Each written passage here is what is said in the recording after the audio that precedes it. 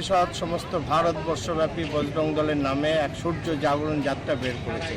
ভারতবর্ষের গৌরবময় ইতিহাস, ভারতবর্ষের পরম্পরা, ঐতিহ্য তথা রাষ্ট্রের জন্য যারা আত্মাহুতি দিয়েছেন, যে সমস্ত ভারতবর্ষের স্বাধীনতা সংগ্রামী তথা স্বাধীনতার পূর্বকালেও যারা রাষ্ট্রের জন্য জীবন আত্মাহুতি দিয়েছেন, সেই সমস্ত সন্ত মহাত্মাদের স্মরণ করার জন্য এই রথযাত্রা। কি মেসেজ দিতে চাইছেন এই ধরনের রথযাত্রা থেকে?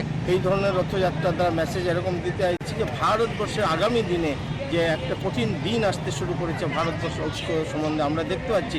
ভারতবর্ষের হিন্দু সমাজের মধ্যে থেকেই কেউ কেউ বলছে হিন্দু ধর্ম আফিনের মতো, কেউ বলছে হিন্দু ক্যান্সার, কেউ বলছে হিন্দু এইডস, বিভিন্ন রকম হিন্দুত্ব সম্বন্ধে মন্তব্য করা শুরু হয়েছে ভারতবর্ষকে রক্ষা করতে গেলে। কারণ 1000 বৎসর কাল খুন, দল, মুঘল, পাঠান, ইংরেজ আমাদের দেশের আক্রমণ সানিয়েও যে হিন্দুত্বকে নষ্ট করতে পারেনি, ভারতবর্ষকে নষ্ট করতে পারেনি, এরা আজকে আধুনিক ভারতবর্ষের যে চক্রান্ত শুরু করছে, বিশাল বৈদেশিক চক্রান্ত চলছে, সেই চক্রান্তকে ভারতবর্ষকে রক্ষা করার জন্য যুব শক্তি দরকার।